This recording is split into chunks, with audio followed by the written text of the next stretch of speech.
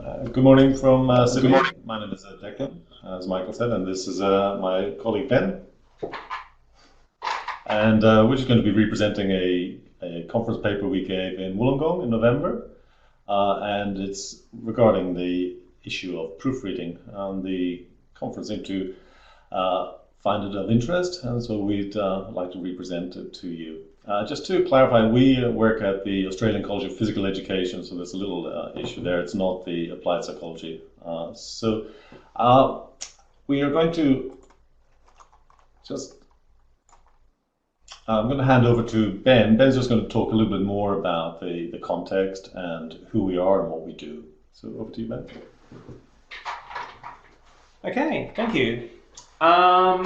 So Declan and I work at the Australian College of Physical Education, which is located in Olympic Park in Sydney, New South Wales.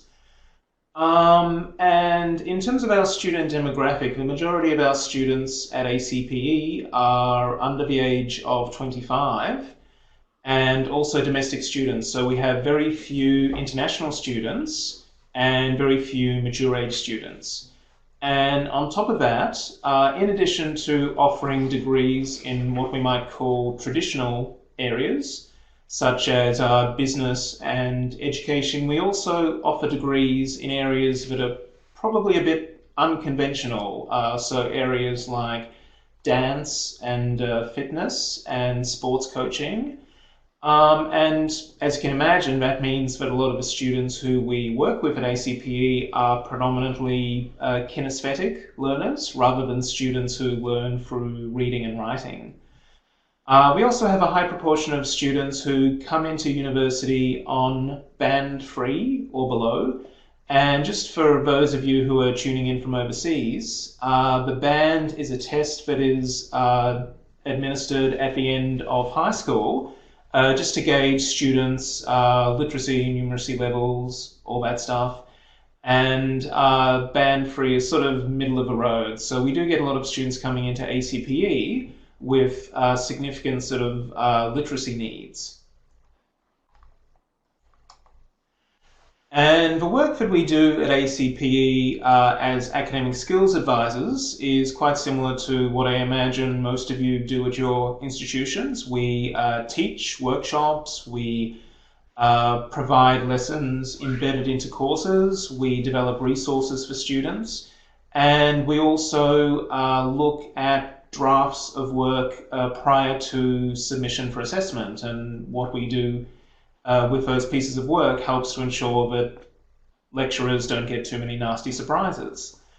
But of course, the nature of what we do with that work will always depend on the quality of the assignment and also the skills level of the student. And what we do ends up sitting somewhere along a spectrum, starting at non-directive approaches, spanning to more directive interventions. So by non-directive, I mean approaches where we're hands-off and quite detached and provide very sort of generic feedback, and the focus is not on intervening into the work, but equipping the student with the sorts of skills that they'll need to succeed at university. And a nice analogy for this is the analogy of the fish, where I'm sure you've all heard the phrase, if you feed someone a fish, you feed them for a day, but if you teach them to fish, you feed them for a lifetime. And that's what we see ourselves doing a lot of the time, equipping students with the skills that they'll need to succeed right across their studies. Another nice analogy would be that we are giving students the tools that they need to excel at university. But then at the more directive end of the spectrum, we'll often find ourselves carrying out activities with assignments that are close to the sorts of things we would associate with proofreading. And an analogy at this end of the spectrum would be that we're actually picking up a spanner and getting into the assignment and getting our hands dirty and doing some fixing type of work. Another analogy would see our academic development office treated like a laundrette, where students drop off their work at 9 o'clock and we wash it, we dry it, we press it, we iron it, and return it to them, you know, nice, dry cleaned at the end of the day. And obviously we don't always like doing this, but it is something we do find ourselves doing some of the time. And after delivering this presentation at the University of Wollongong back in November, we certainly found that a lot of other people in our field faced those same problems, where we set out to provide students with the tools to improve their work, but often we end up intervening in the assignments ourselves. And obviously it's a big part of the rhetoric of our discipline that we don't proofread. And most of us on our websites will explicitly state that. And we actually went and looked at a bunch of different websites for writing centres in Australia and took a few screen grabs. So those of you tuning in around the country, you might recognise your websites up here. Here's one example. Staff won't check your work for grammatical errors. Another one, we are unable to provide an editing, proofreading or grammar checking service. Yet another one, we can't edit or proofread your whole document. Neither writing mentors nor language learning advisors edit or proofread essays. We do not offer editing or proofreading, and so on. So we tend to say very loud and clear to students, but this is not what we do. We do not proofread assignments for you. But, as I'm sure you all know, we get asked to do that quite a lot. And here are a few screen grabs of emails we received over the course of the last semester. So, hi, please get, some proofreading is needed there. Could I please get my essay proofread? Hi Declan, attached is my Ed 392 essay for proofreading. Hey guys, just wondering if I can get a proofread. Can you please help me by proofreading my work? Just wondering if I could get it proofread, and so on. So we've all received many of these emails, I'm sure. So we're all familiar with this tension between, on the one hand, telling the world that we don't proofread, but on the other hand, being asked to proofread all the time and often finding ourselves doing just that. And like I said, when we spoke and delivered this paper at the University of Wollongong, we found that a lot of staff experienced similar issues and similar tensions, and certainly this resonated with them, and I'm sure that it resonates with quite a few of you listening now. And so we decided that we wanted to do a little bit of research around this sort of tension between what we tell the world we don't do and what we're often asked to do and end up doing. So I'm going to hand you over to Declan now, who will talk a little bit about some of the theory that's been written in this particular area. Over to you. Thanks, Ben. Yeah, so faced with the request from students, we often ask ourselves how we should respond. Should we just say a flat no, sorry we don't do this, as the common rhetoric would suggest we should? Or maybe we should actually explore the issue with the institution, with our staff, as to what they would consider is acceptable intervention. And maybe we need to revisit the whole idea of what we mean by proofreading. So what I decided to do in myself and Ben, we started to look at the literature and look and delve a little deeper into the background. And so the tension between directive and non-directive intervention has existed since the inception and foundation of learning centres, as you're probably aware. And the paradigm of non-directive, I think, goes back to Richard North, who wrote a very famous article called The Idea of a Writing Centre. And his mantra was, our job is to produce better writers, not better writing. So the idea is that in terms of the features of this paradigm, we should focus on the student and the writing process, not the text, not the product. Our job should be dialogic, Socratic, minimalist, and as Brooke said, the less we do to the paper, the better. It's just not our role to edit or to proofread, because proofreading basically disguises illiteracy. It doesn't tackle it. Another ideas following on is that it encourages dependency rather than developing independent writing skills.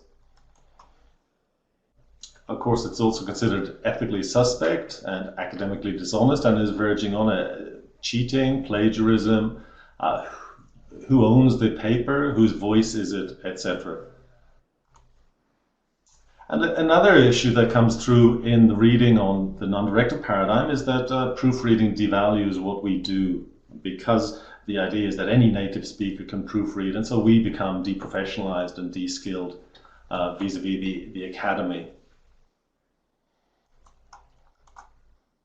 However, a lot of the non-directive paradigm came out of the 70s and the 80s when the higher education model was slightly different.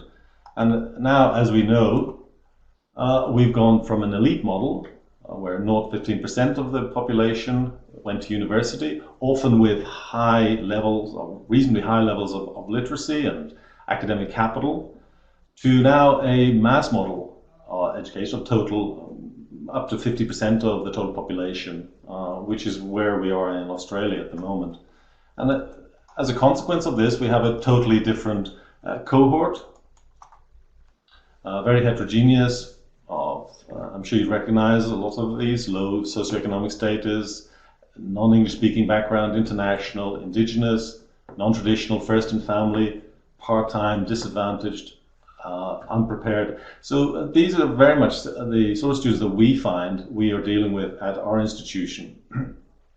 And so the idea is that the focus now is on actually retaining these students, ensuring they complete the first year.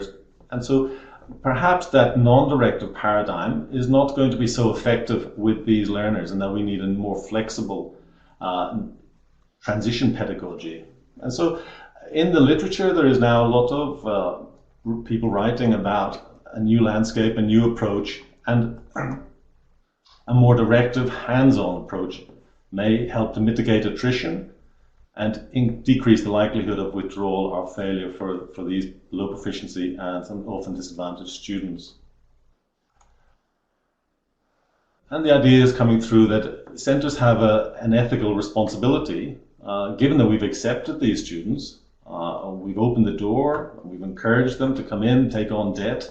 It's unethical for us to close the door in terms of supporting them and scaffolding and giving them that active hands-on help that they're looking for. So the directive paradigm suggests that proofreading may help to aid retention because it keeps the disadvantaged students in the game, so to speak, as they find their feet. In that first transition, particularly with first-year students, it's important that the support is quite active and that might be ethically acceptable to actually proofread their work.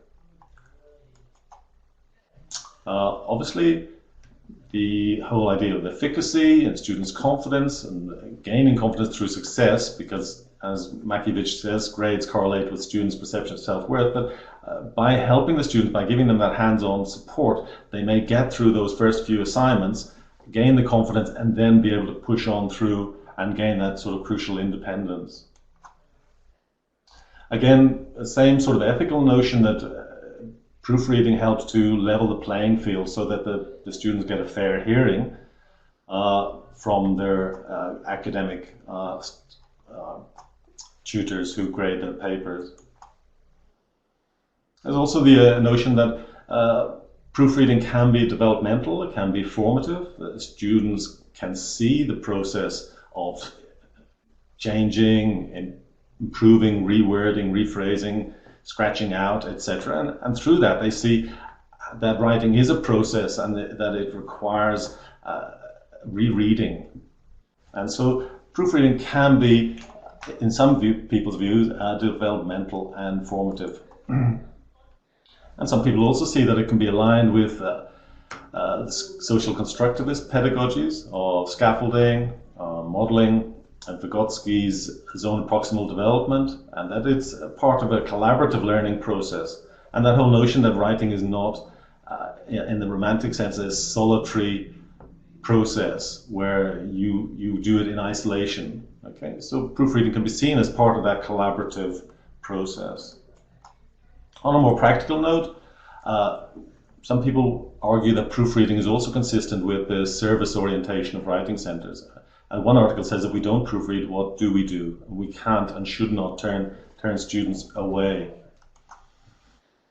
And given a lot of the issues now with online essay sites where you can buy essays or you get people to ghostwrite the essay for you, maybe there's an argument for proofreading in-house rather than turning students away and into the hands of people who are a little less scrupulous.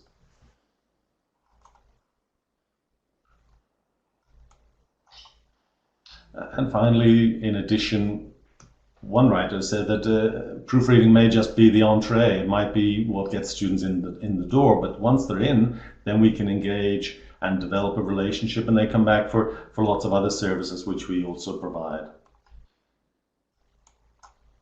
And so that was the literature, and both sides, the non-directive and the directive literature, and we were faced with the issue of where do we draw the line, what is acceptable and what's ethical. And so what we decided to do was do a small-scale study with our staff and our students as to where they thought the line should be drawn, where they thought we were overreaching and doing too much, or we were doing too little. And so I'll hand you over to Ben, who'll talk you through the study and the results. Okay, thank you, Declan. All right, so as Declan indicated, we conducted a study at ACPE, two studies actually. I'll talk about each one at a time. The first study was of staff and students, and by staff I mean academic, discipline-based, course-based staff. And I see that Damien has just posted something. In Australia, we have a government scheme called HEP, by which underrepresented members of society are supported to enter and succeed in tertiary study. A program like this one seems a very suitable way to support low SES and other underrepresented students. Yep, I completely agree. And we can return to that point a little bit later. So we conducted a study of staff and students at ACPE, and we presented them with a range of comments. So the sorts of comments that we would put on a student's assignment.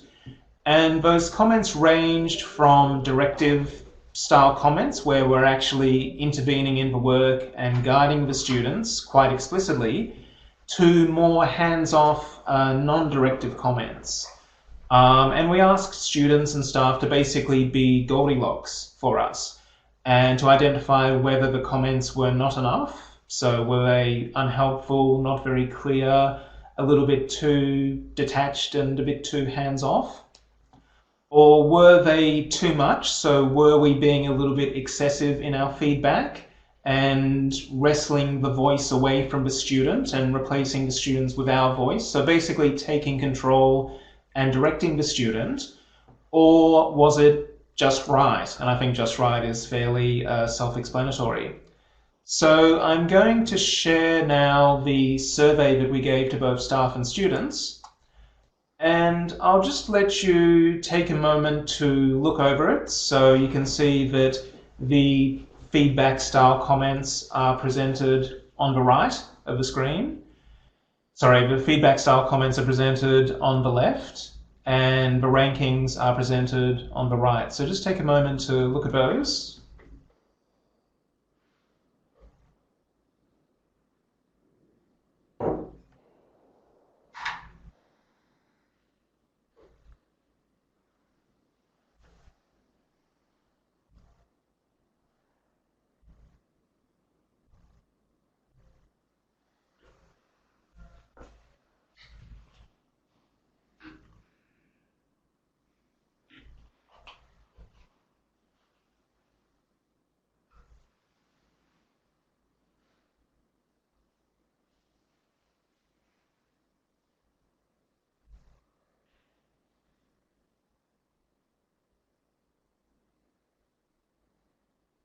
Okay, so I'll just continue now, but if anyone didn't get a good look at the slide and would like to have another look at these statements and bits of feedback later on, please just let us know during the Q&A and we can backtrack back to this slide and leave it up for a little bit longer.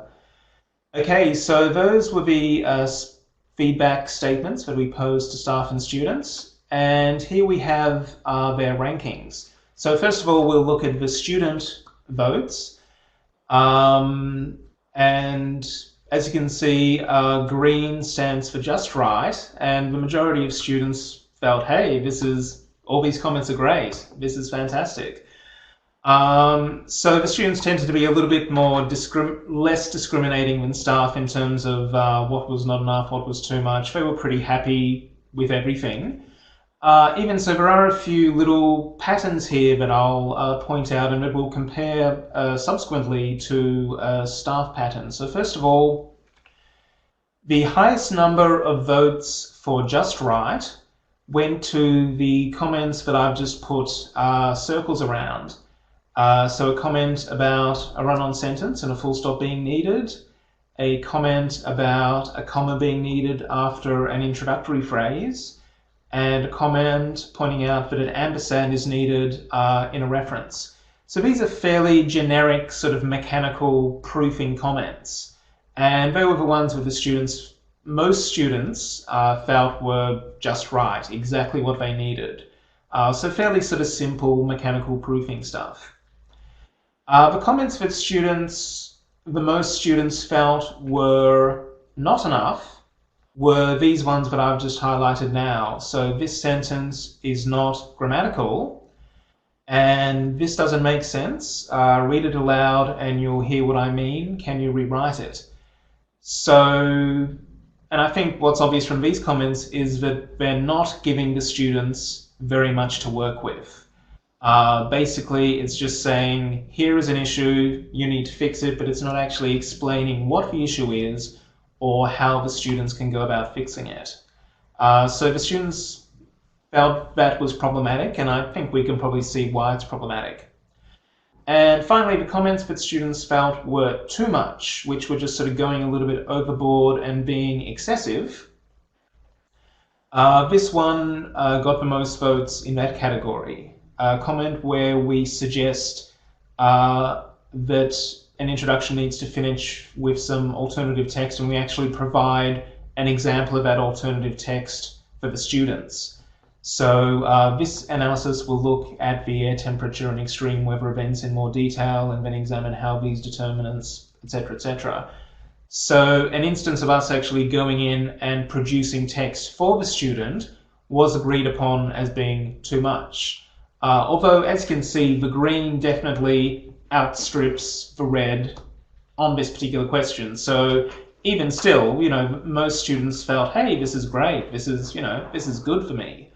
But still, the highest number of too much votes went to that particular comment. Now, the staff results, as you can see, staff were a little bit more discriminating. So there's a bit less green, a bit more, of the other different colors. Now, the comments that they felt, or that most staff felt were just right, were these ones. The one about needing an ampersand in a reference, the one about needing a comma in an introductory phrase, and one that pointed out that the topic sentence doesn't quite match the content of the paragraph. So the majority of staff felt that these comments were just right. That and again, they're similar to the ones that the students identified as being just right. They're sort of generic mechanical proofing style comments. The ones that the highest number of staff felt were not enough, again, quite similar to the students. The comment that simply said the sentence isn't grammatical but didn't explain why it wasn't grammatical, and the comment that said that a sentence doesn't make sense, can it be rewritten, but not actually explaining why it doesn't make sense. And so, The common rhetoric when it comes to academic discipline-based staff is that they don't want us to proofread their students' work. But I mean, as we can see from these comments, those staff are in principle in favour of the sorts of mechanical comments that do fall under the umbrella of proofreading, and also really feel that comments do need to do a bit more than just say, this is an issue, it needs fixing. It actually needs to go a bit deeper and actually explain what that issue is. Now, when it comes to the comments that the highest number of staff felt were too much, again, the same comment that was identified by students, whereby we actually produced some text for an introduction, but also a comment where we actually intervened and rewrote a piece of problematic text. So number 9, this is confusing, do you mean ... affected by prolonged high temperatures because fewer people participate ... end quotation. So even though staff are in principle in favour of certain, proofing style interventions on our part, those ones did really rub them the wrong way, and that is obviously because we are really explicitly intervening and either introducing new text into the assignment or rewriting existing text. And this is just the staff and student rankings side by side. And again, just to reiterate, staff tended to be a bit more discriminating than students, but the highest number of votes did tend to coincide. So comments that were just right were those generic mechanical comments. Ones that were not enough were comments that simply identified a problem but did not elaborate.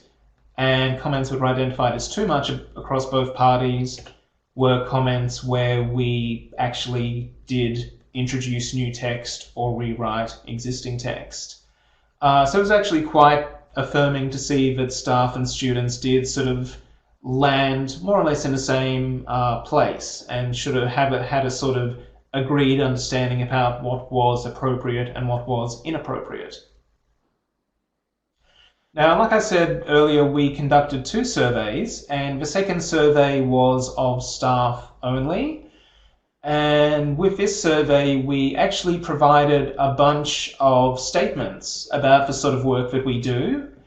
And we asked the staff to agree or disagree with those statements or indicate if they were unsure about them. So once again, I'll just let you take a moment to read the statements that have been provided, and then we'll talk a little bit about that. So just take a moment to read those.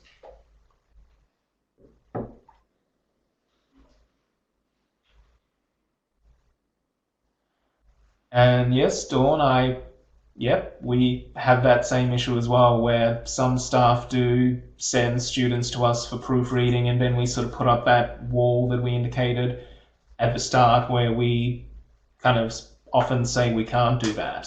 So yeah, we definitely have that same experience, and I'm sure many other people do as well. Sorry, I'll let you carry on reading.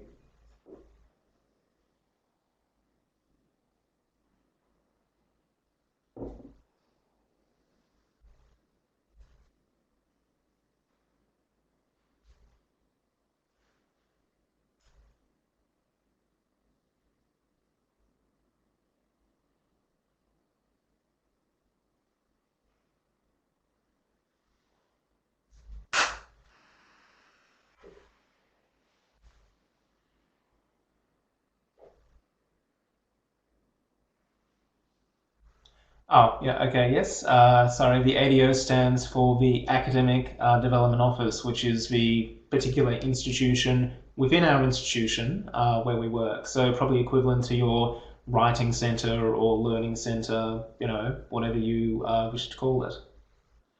Again, okay, so I'll continue now, but once again, if anyone would like me to backtrack to this slide at the end of our presentation during the Q&A so that you can look at these statements a little bit more closely, I'll be quite happy to do that. Just sort of raise your hand and indicate at the end.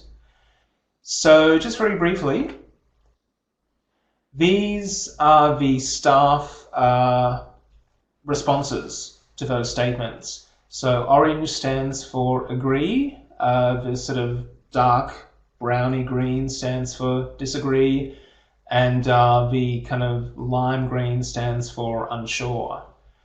So again, I'll just point out a few particularly interesting things here. So the highest level of agreement was attached to these two comments. That the level of directiveness of feedback should vary depending on the student's writing level, and that the degree of intervention in a student's draft depends on the language and literacy ability of a student and their stage of education, so first year, second year, third year, etc. And I think what's interesting about this is it shows that staff are, once again, they are in principle of us supporting students where that need lies. And obviously that would be with students who are primarily kinesthetic learners, who are not very literate and who need a lot of support with their written expression and grammar, and students who are quite needy. So staff, as you can see here, are in favour of us intervening and in agreement that the level of that intervention and extent of that intervention should depend on the needs level of the student. However, the comment that got the highest score in terms of disagreement was this comment, that it is acceptable to fix students' pre-submission work for surface errors. So, for example, grammar, punctuation, spelling. And the comment that was the most polarizing, where agree and disagree were neck and neck, was this one, that errors should be highlighted in a draft but never fixed. So as you can see, agree just sort of edges out disagree, but they are still very close. And I think what's particularly interesting about these two particular rankings is that, as we've already established, there is, in principle, a lot of support for many of the activities that do fall under the umbrella of proofreading among academic staff. But as you can see, when you attach the word fix to it, so it is acceptable to fix and errors should be highlighted but never fixed, that does actually provoke a response. It provokes a negative response. And so I think that there is a certain stigma attached to the word fixed, that it carries a certain sort of negative connotation.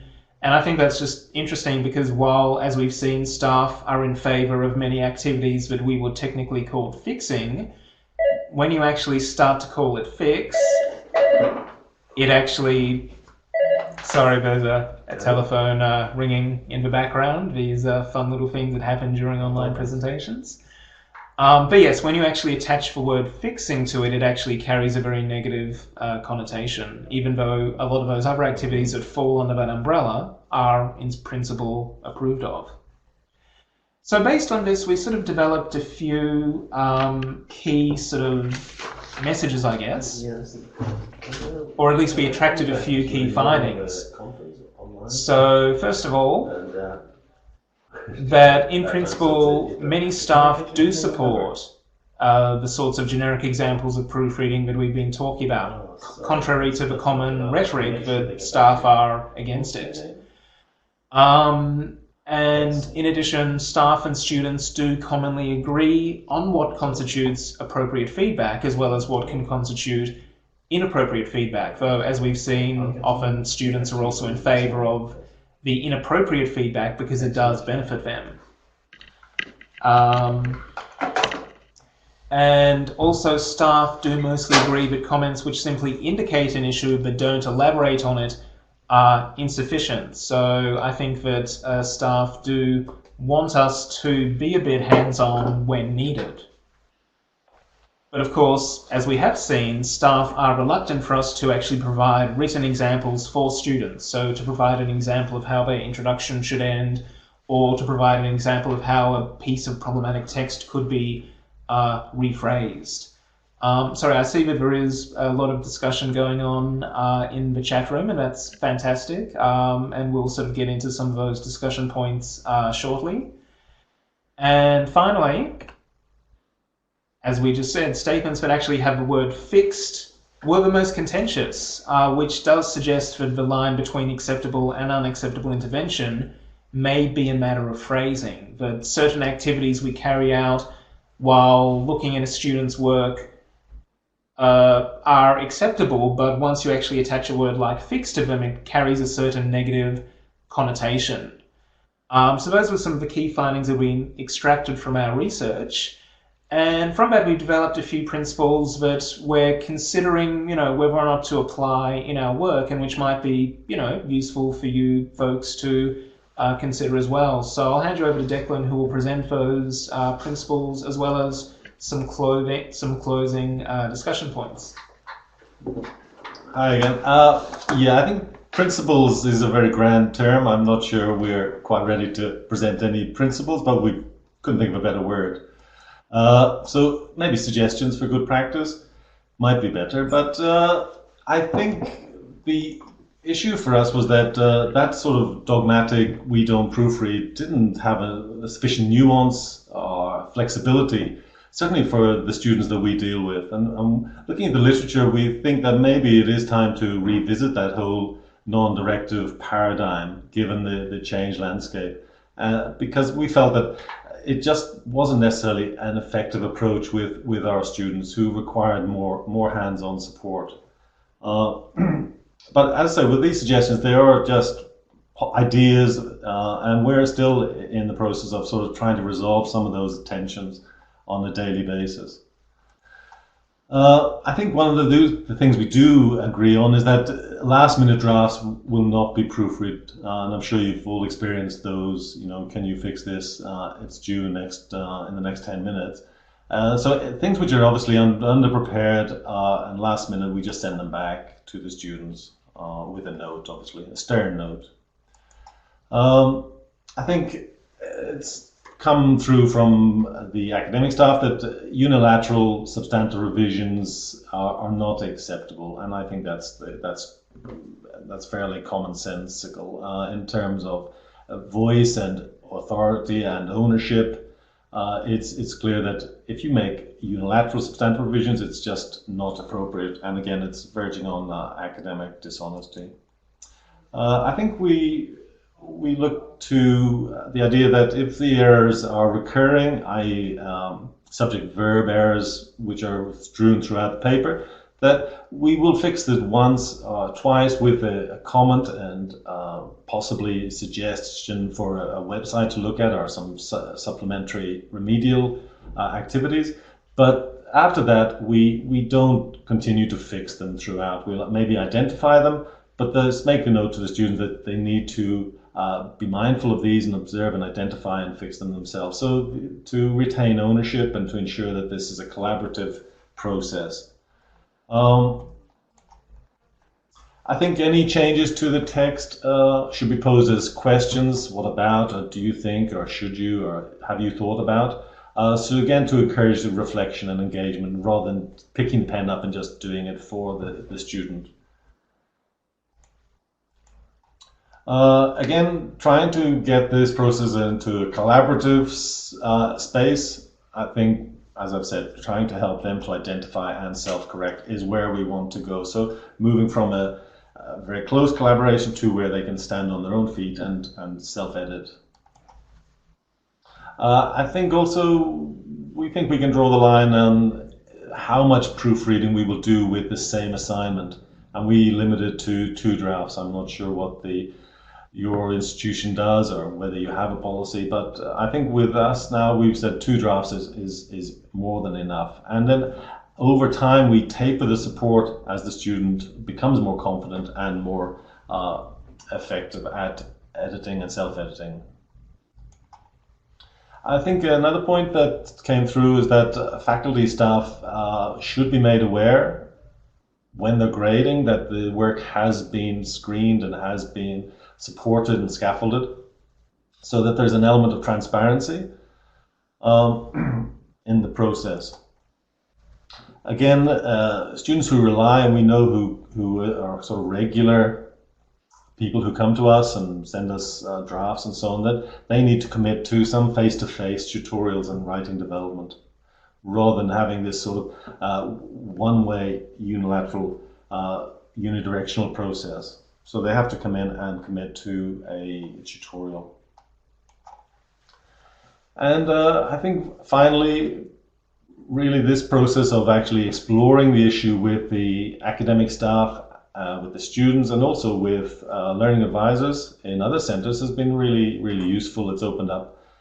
Everyone's really struggling with the same issues, and what we were hoping to do is get some sort of consensus and some idea of good practice that we could all abide by, rather than just having an ad hoc approach. So the sort of level of proofreading that's done depends on who the draft is sent to. So Ben will do more than I will, or I'll do more than Ben will. And so we're just trying to get some sort of consistency, transparency in the whole process. So I think we found it a really good project. I think the academic staff learned a lot about what we do, and it was really something that I would suggest is worthwhile in your institution as well. There are lots of things coming up, and we'll address the questions in the chat box. Just to finish, some of the points for discussion that we came up with, that maybe should academic staff take the lead in defining what is acceptable third-party intervention? So should they actually be presented with the sort of comments that we gave to ours and get their feedback and see what they think is acceptable? After all, they're going to be grading the material. What about intervention? Is it different for non-native speakers, international students, and low proficiency native speakers?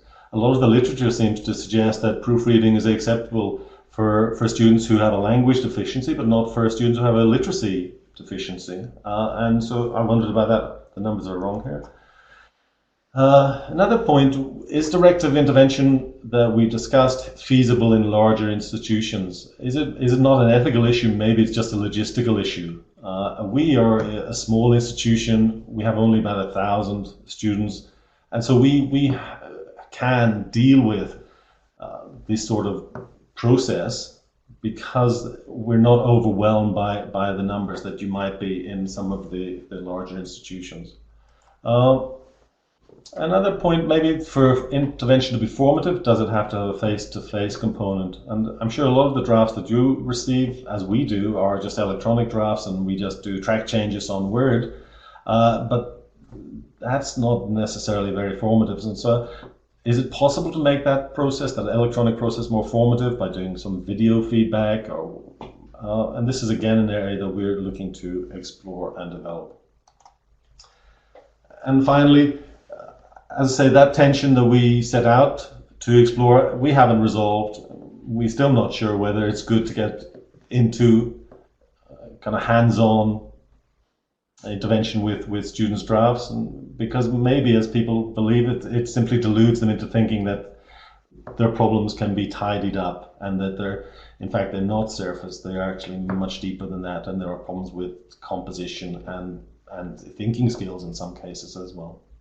So that's pretty much it. We're opening the floor. There's a reading list, bibliography attached if you want to explore that. A lot of the writing on this subject is from the States, but also there's from the UK as well. Okay, so that's it. And we'll open the floor. And it looks like the floor is thriving. There seem to be quite a lot of questions popping up. I'm not sure if we'll be able to answer every single one of them, but what I might do is at the end of our session block, I'll put an email address in there, so if anyone does have any follow-up questions that they'd like to ask us directly, then you're welcome to email us and we can, dialogue there. So just to backtrack, the flow of questions is staggering here, so I'll just try and hone in on. Yeah, Damien, thank you for that, Damien. Yes, we weren't aware of that participation program.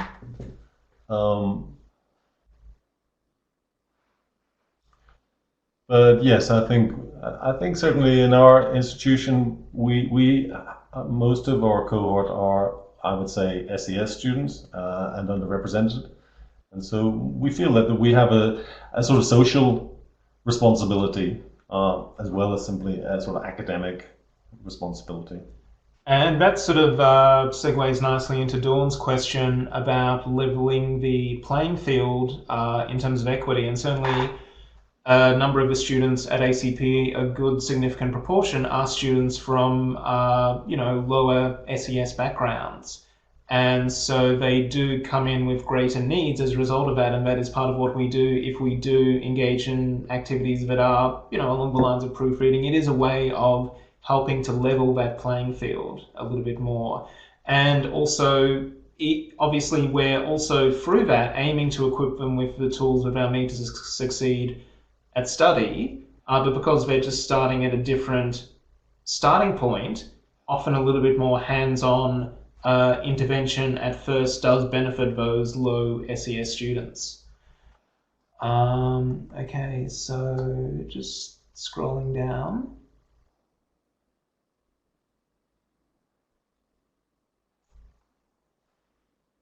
A key thing here is that Simon has asked us to define what we mean by proofreading, and obviously that is a term that there are a lot of different sort of ways to look at it. And a bit lower down, I think it is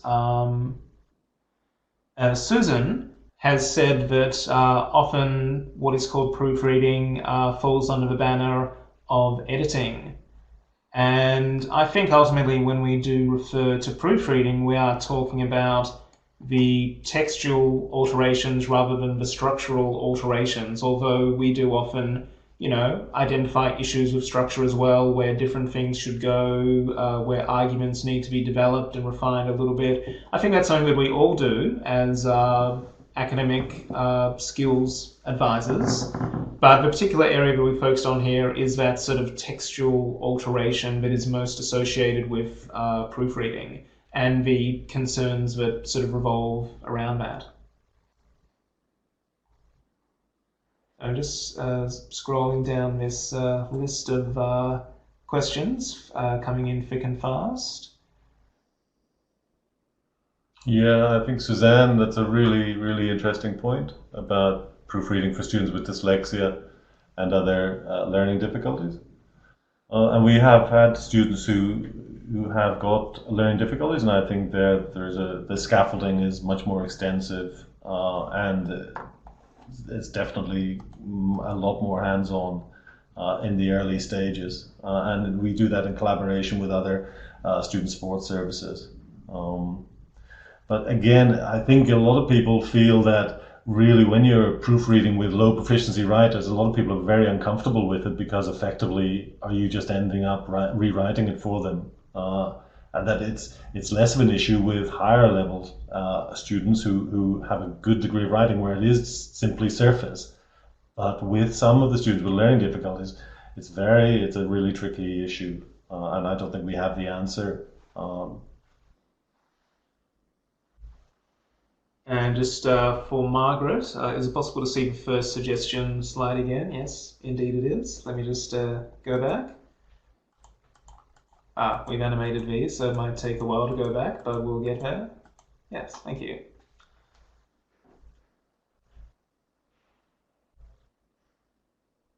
I think at the conference in Wollongong, we got a sense that everyone is ignoring the common rhetoric. Nobody really turns students away and closes the door. And we felt that just if people do help, they do involve, but there's no consistency. There's nowhere you can turn to for sort of guidelines about what's acceptable. And so it's simply done on an individual ad hoc basis. And perhaps that's the way it always will be done.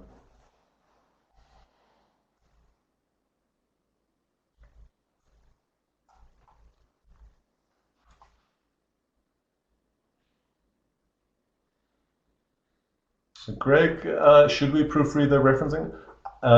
Yes, I think so. I think that's an area that there aren't so many ethical issues there because you're not really changing the text as such. You're simply doing something quite mechanical. That would be my view anyway. And again, a lot of this is part of that transition, I think. We often find that students in the second, third year, they've moved on and they're reasonably confident. Although we do have some students who continue to pass stuff back to us to have a look at.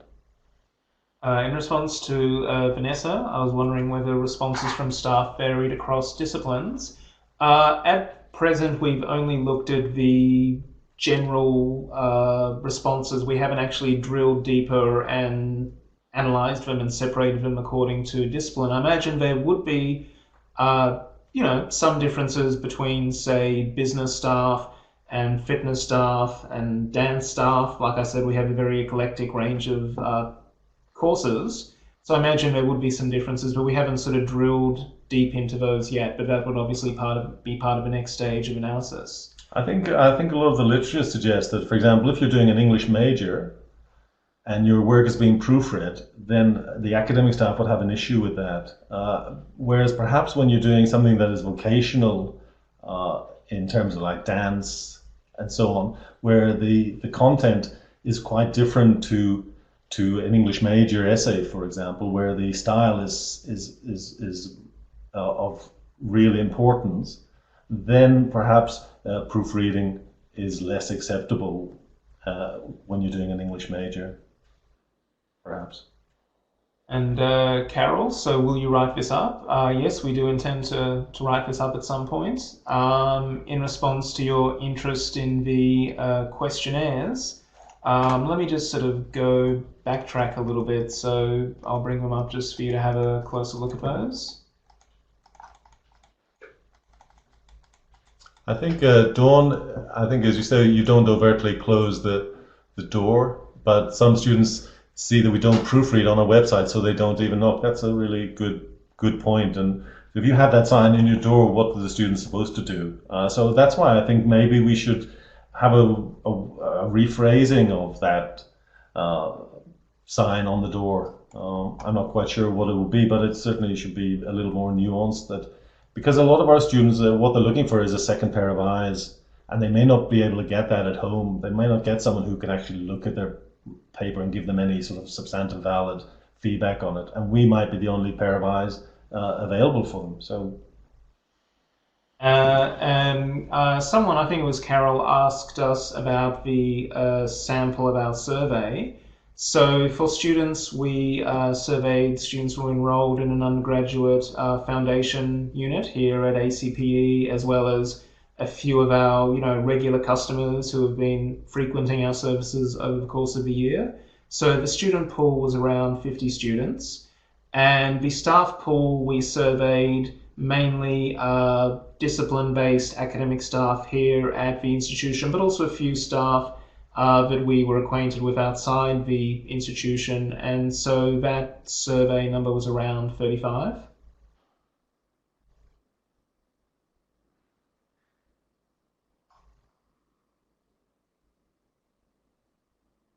Yeah, Suzanne, I can see that. Yeah, so I think that sort of bears out the point I was making. Again, if it's an English language course, then it's important for the academic staff or the grading staff to see what level of English the students have. And I think that is where proofreading can be sort of deceptive. The academic staff can be deluded into misgrading a piece of work because it actually doesn't reflect the student's ability, because it's been proofread and supported by people in the Learning Centre. That's another of the issues.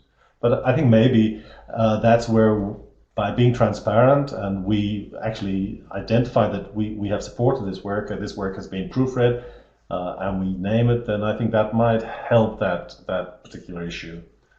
And that sort of resonates with a question that Joanne raises regarding if intervention takes place, does that create an academic integrity issue?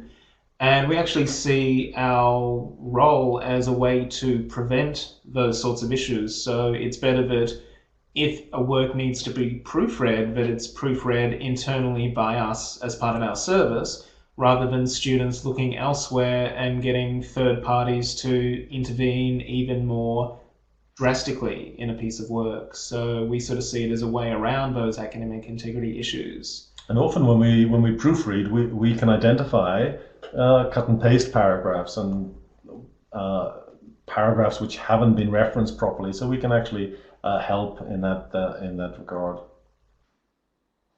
And Damien's standard interaction with uni students, please check my grammar, we don't provide that service. Okay, please check my structure, proceed to check and provide feedback. And how about for grammar?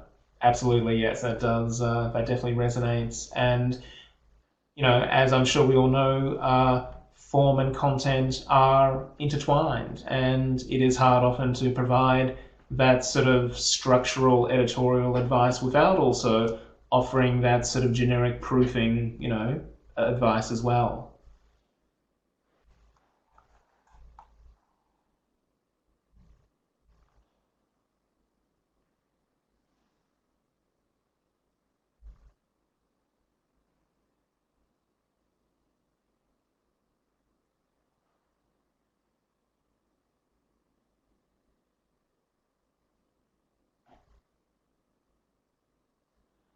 Carol, just to clarify, when you ask, do you collaborate with lecturers to promote this or wait for students to come to you? So I'm just wondering what in particular you're referring to. Do you mean promoting our services as sort of academic skills advisors? And sort of just in the meantime, sorry, just keeping on track of these questions. What about those students who are lucky enough to have family members who can proofread their materials? Students would then need to declare any kind of help. So that question comes from Margaret, and that is obviously a huge question that I'm not sure that we're in a position to answer here and now. That obviously digs far deeper into issues of academic integrity. I mean, we all know that students will get support from family members, and that there is obviously a difference between, I mean, there is conceptually a difference between a family member looking at, so I'm just trying to, thank you, looking at a piece of work and providing feedback, and a third party, external third party, looking at a piece of work and providing feedback. But that's sort of one of those things that is just sort of common knowledge, not really, you know, something we can answer. Obviously that is an interesting point and worth discussion, but I'm not sure we can answer that one here and now. Sorry. I think, Ali, the point you made there is a good one, that it opens the door to all sorts of other conversations. I think that is a point well made, and I think we've experienced that often students, once it's breaking through that sort of barrier of actually coming and speaking to someone about their work, and if we can catch them there, and they then tend to come back, and we develop a long relationship, but which is not just based around drafts and proofreading, but we explore all sorts of other areas, and I think, as I say, that proofreading may just be the first step.